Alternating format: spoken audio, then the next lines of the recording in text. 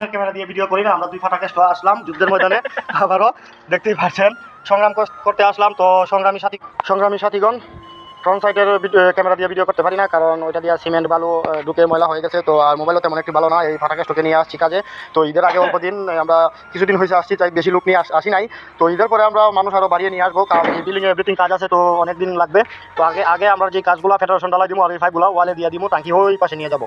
তো সাথেই থাকেন, ভালো থাকেন। লিকুইড এটা হলো ডালাইয়ের সাথে দেওয়া হয়, 1 বস্তা সিমেন্টের সাথে 250 গ্রাম লিকুইড দিলে এটা একটা কেমিক্যাল, গামের মতো ডালাই ফাটল ধরে না। আর শুধু লিকুইড দিয়ে ডালাইয়ের ফাটল আপনি আটকাতে পারবেন না যদি সঠিক তাপমাত্রায় আপনি ডালাইটি না দেন।